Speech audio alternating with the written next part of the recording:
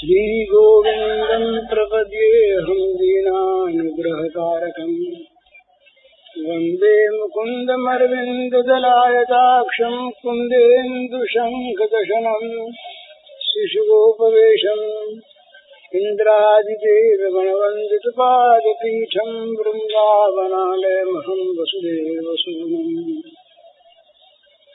नवजलधरवर्णं चम्पकोद्भासिकरणं विकसितनलिनास्यं विस्फुरन्मन्दहास्यं कनकरुचिदुकूलं चारुबर्हावचूलं कमपि निखिलसारं नौमि गोपीकुमारम् ॐ श्रीविभूषितकरान्नवनीरदाभात् पीताम्बराधरुणबिम्बफलाधरोष्ठात् पूर्णेन्दुसुन्दरमुखादरविन्दनेत्रात् कृष्णात् परं किमपि तत्त्वमहं न जाने। श्रीहरिः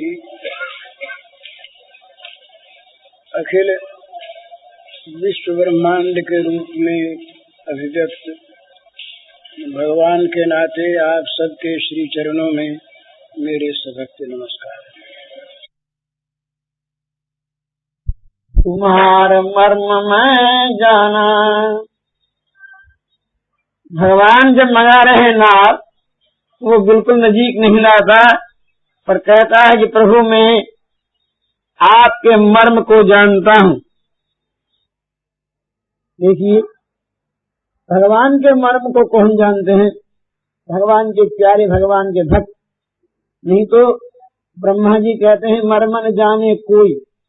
ब्रह्मा जी तो कहते हैं मर्म, आपका मर्म कोई नहीं जानता, और ये कहता है कि आपके मर्म को मैं जानता हूँ।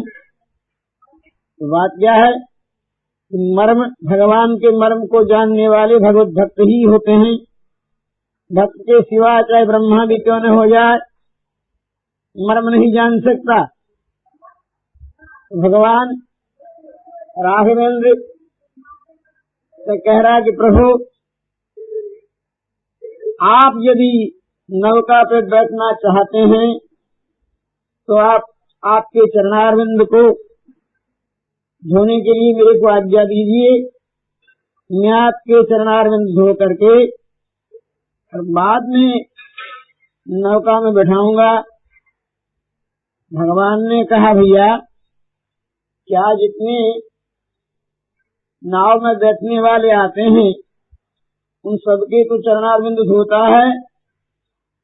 मैं कहा प्रभु नहीं। तो भैया ये टैक्स हमारे पर विशेष क्यों? उसने कहा नाथ, आज तक किसी के चरण के रज लग करके और पत्थर की औरत बन गई हो ऐसी मैंने सुनी नहीं है। आपके चरणारविंद की रज लगने से पाषाण की स्त्री बन गई। तो महाराज ये तो मेरी नौका है, नौका तरनी मुनि घरनी बन जाई, ये मुनि की स्त्री बन जाए यदि, तो महाराज मेरा तो सारा ही काम डूब जाएगा।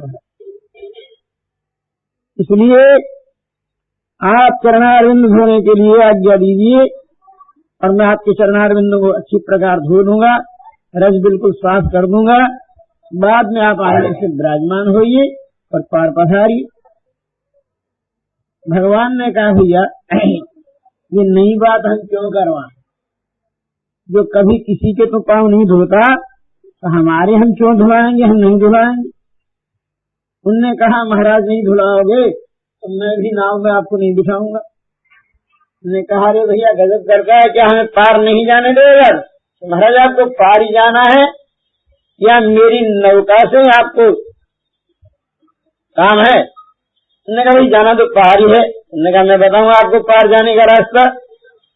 यही घाट थोड़ी दूर है, कटिलो जल था दिखाई जू पग पर सत धूरी तरे तरणी घरणी घर का समुझाइए जू तुलसी अवलंबन और कछु लड़का के ही भांति जीवाइए जू बरु मारहु मोहि बिना पग होय नाथन ना वचढ़ाइए जू। देखो इस घाट से थोड़ी दूर पर कमर इतना इतना जल है। मैं आपको अगाड़ी हाथ दिखाता हुआ चलूंगा, आप पीछे पीछे पधारना, पार हो जाओगे। परंतु यदि आप नाव में विराजमान हो और आपके चरणारविंद की रज लग करके तो ये स्त्री बन जाए तो हमारा घर में घर का समुझाएगी। मेरे घर में एक स्त्री फिर है, उसको मैं क्या कह करके संतोष कराऊंगा। और मेरे लिए कोई आधार है नहीं जो जिससे मैं बाल बच्चों का पालन कर सकूं। ये नाथ मैं बगैर पांव धोए चरणारविंद धोए बगैर आपके नाव में नहीं बैठाऊंगा, चाहे आप मुझे मारे नहीं। प्रगात सुनकर के प्रभु ने कहा, रे भैया हमारे चरण की रज लग करके और तेरे नौका स्त्री बन जाए और तेरे बाल बच्चों के लिए कोई आधार न रहे कमाने खाने का, तो क्या हमारे चरण ऐसे बुरे हैं? उसने कहा, प्रभु नहीं, मैं बुरे नहीं कहता। बात यह है, रावण दोषन पावन को पग धूरी को भूरी प्रताप महा है। रावण दोषन पावन को पग धूरी को भूरी प्रताप महा है। पान पे बरुबान काठ को कोमल है जल खाई रहा है। पान पावत खारी के नाव चढ़ायऊं आय सुहोत कहा है। तुलसी सुन केवट के दर बन हसे प्रभु जान की ओर रहा है। कह रहा है कि प्रभु आपका दोष नहीं और न आपके चरणारविंद का दोष है। ये तो चरणारविंद की धूरी का महान बड़ा भारी प्रताप है कि जिसके स्पर्श होते ही पाषाण की स्त्री बन गई। मगर नाथ बात क्या है कि पाषाण से काठ बहुत कोमल होता है और काठ में भी जो छिला हुआ और चीरा हुआ काठ बहुत ही कोमल होता है। उससे भी रात दिन जो जल में पड़ा रहे वो तो अत्यंत ही कोमल हो जाता है। इसलिए रहो, यदि उस पाषाण के चरण धूलि का स्पर्श होने से स्त्री बनने में 1 मिनट लगी होगी तो ये तो 1 सेकंड में ही स्त्री बन जाएगी। इसलिए कहो आप कृपा करिए और चरणारविंद धोने की आज्ञा दे दीजिए। प्रकार जब कह रहा है केवट, महाराज ने आपके चरणारविंद पवित्र, इनको धोए बिगर में नाव में नहीं बिठाऊंगा। बोलो क्या आज्ञा हो रही है? ये सुनकर के और भगवान श्री जनक नंदनी जी जानकी जी की तरफ देख करके हंस पड़े। भगवान जानकी जी की तरफ देख करके हंसने का क्या भाव है? भगवान कहते हैं जानकी जी, मेरे चरणारविंद को किसने धोया? आपके पिताश्री ने, राजा जनक जी ने। उस धुलाई में दी क्या आपको, मगर ये आपके बाप से भी बड़ा बुद्धिमान और बड़ा होशियार है कि देने लेने के लिए कुछ नहीं और चरण धोने के लिए तैयार। प्रकार मगर वो महाराज भगवान से विनय करता रहा। वह भगवान उसकी विनय सुन करके मानो सुन केवट के बैन प्रेम लपेटे अटपटे निह से करुणा आयन चित जानकी लखनता। केवट के वचन कैसे कहें, अटपटे वचन, मगर उन अटपटे वचनों में भी प्रेम रस भरा हुआ है।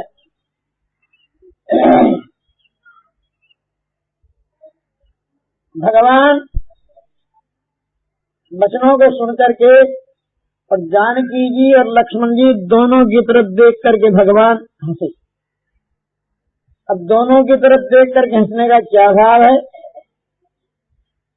भगवान दोनों को इशारा कर रहे हैं कि तुम्हारा धन है मेरे चरणारविंद की सेवा।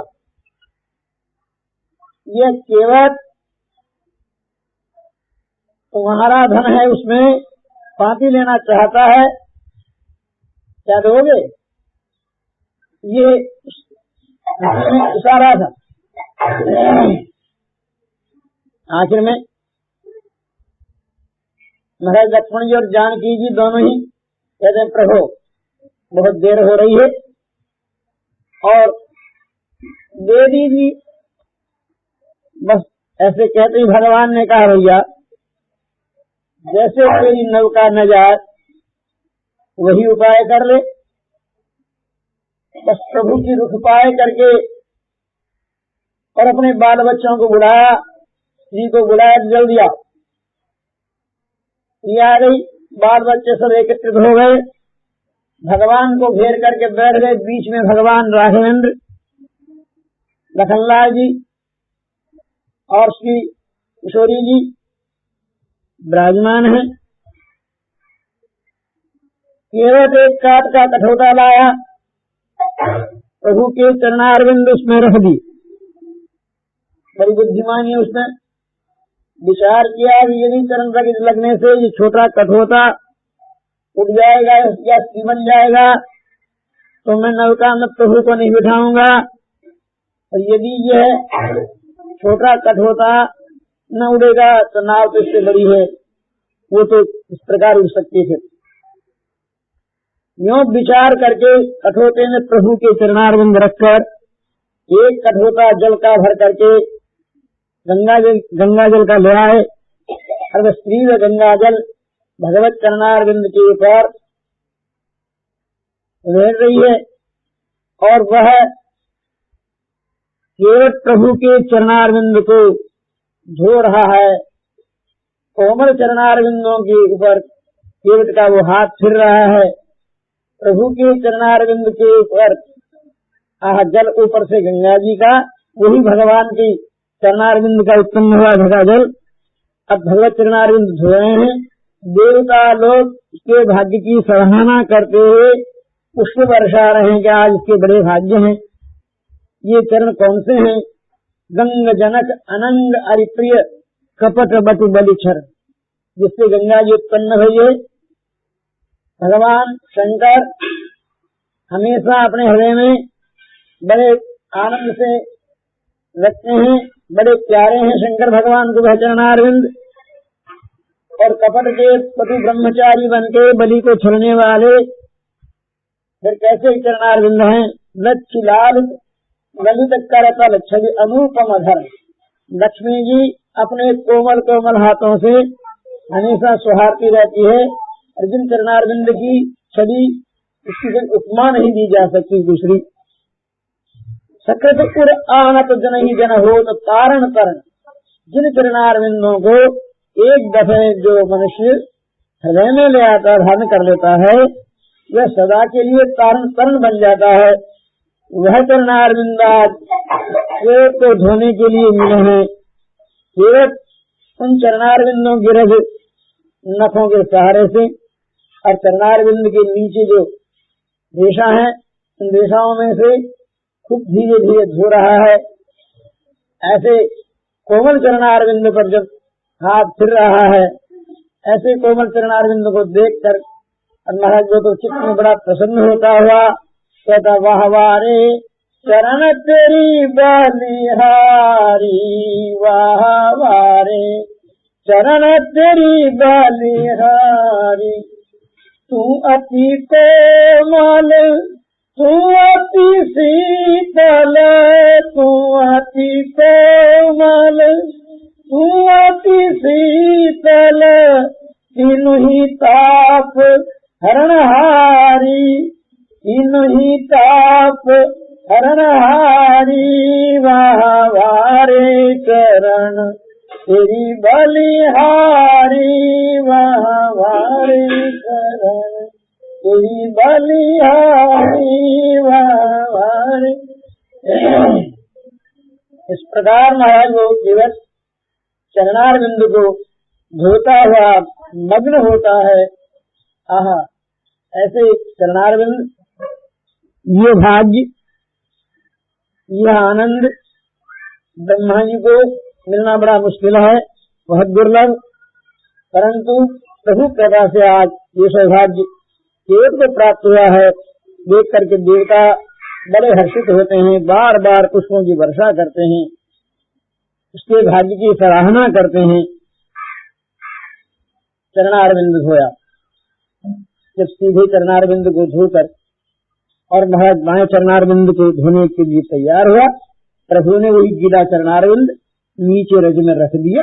रखते ही वही गंगा जी की रज जो है फिर चरण में लग गई। उसने कहा, महाराज निहाल कर दिया, आपके चरणारविंद की रज का ही तो मेरे को भय था, इससे ही ये लगने से ही तो, और मेरी नौका कहीं और सीना बन जाए। मैंने तो धो करके साफ किया और आपने तो फिर रज लगा ली।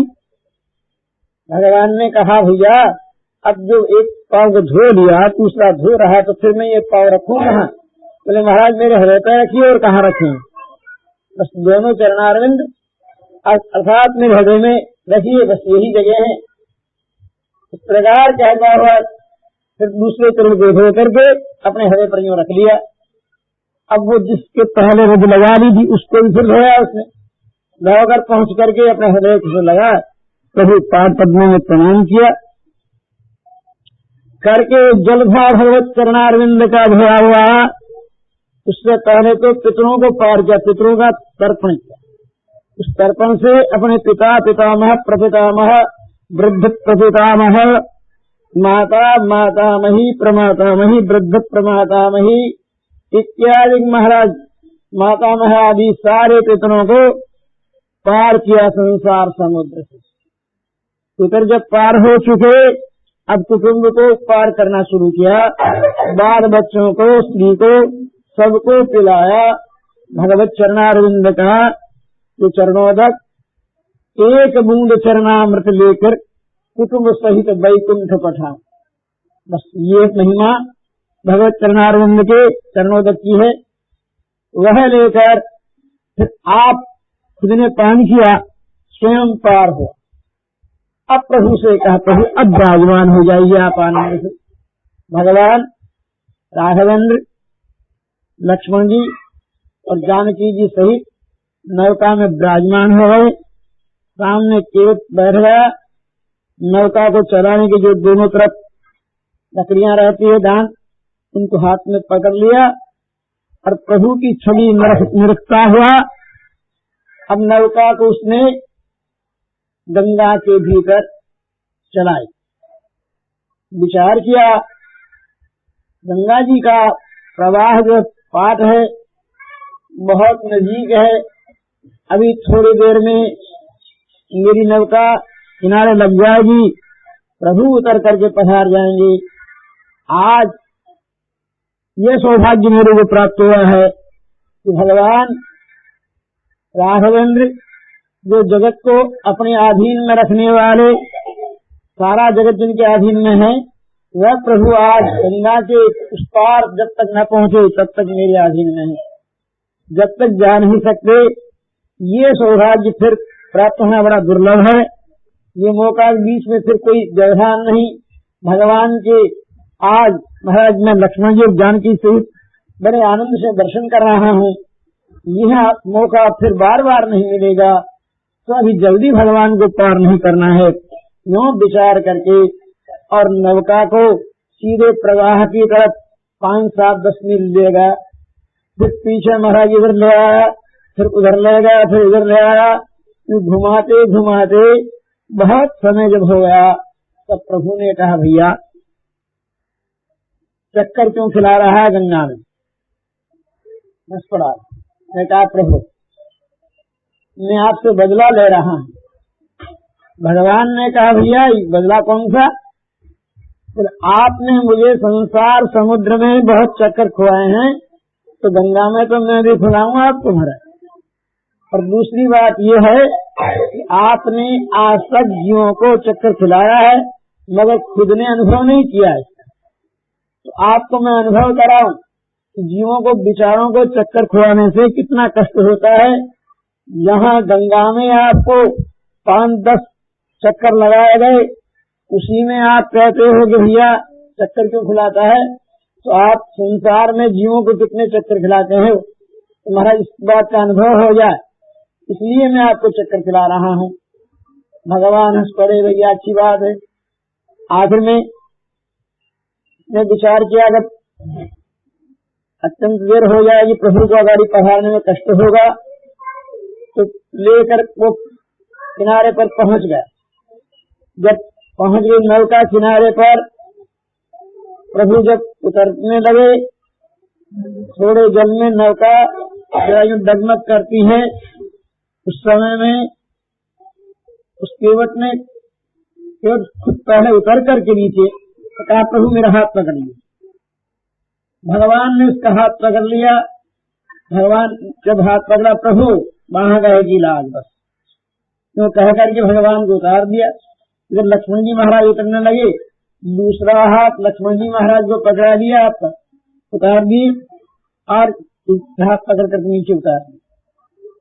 जब नीचे उतर गए, प्रभु के मन में विचार आया, आज इस विचारे केवट के दूसरा कोई ग्राहक आया नहीं, बाल बच्चे बहुत हैं, खर्चा इसके घर में बहुत ज्यादा है, इसको कुछ देना चाहिए। ऐसा मन में विचार आते ही ये चीज ये जान निहारी जनक-नंदनी जी अपने प्राणनाथ के हरे की वार्ता को जानने वाली प्रसन्न हो करके और अमूल्य मुद्रिका थी रत्न जटित उतार करके प्रभु को दे दे कि प्रभु दो। भगवान वो मुद्रिका लेकर उस पेड़ को जब देने लगे, भगवान ने जब सामने की भैया लो ये मुद्रिका, उस समय में उसने कानों पर हाथ भर के कहा प्रभु क्या कर रहे हैं आप, गजब कर रहे हैं, क्या मेरे को आप जाति के बाहर निकलाएंगे? भगवान ने पूछा रे भैया जाति बाहर कैसे होता है तुम ये मुद्रिका लेने से? उसने कहा प्रभु अपनी जाति में एक प्रबंध हो गया है, आपको पता होगा। भगवान ने कहा अपनी जाति क्या, मैं तेरी जाति का हूँ, मैं क्षत्रिय हूँ और तू केवट है, मानो तू भील है।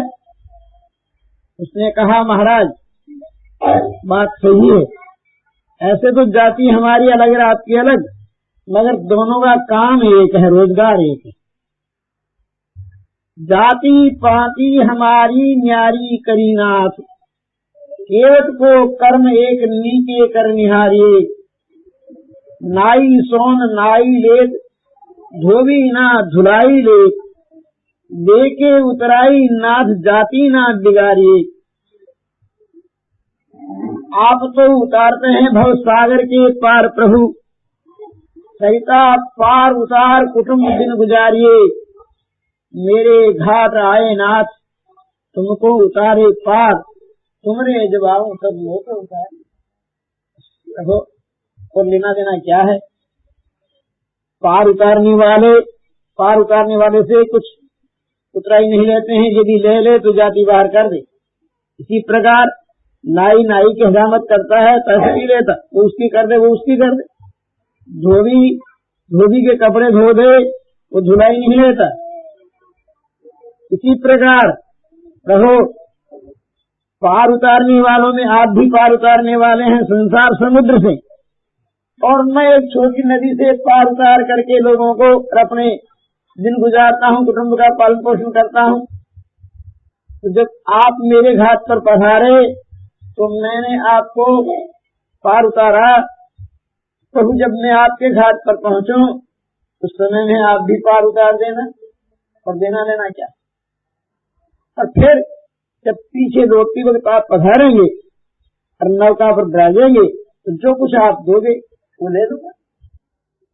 इस प्रकार की उसकी बात सुनकर के प्रभु बड़े प्रसन्न भय और भक्ति का दुमल वरदान दे करके और भगवान वहां से अगाड़ी पधारे। केवल पधारते प्रभु के चरणारविंद में नमस्कार करके रात हो गया। बोलो भगवान और उनके भक्त की या वर रामचंद्र की। मूर्म गुणवंशी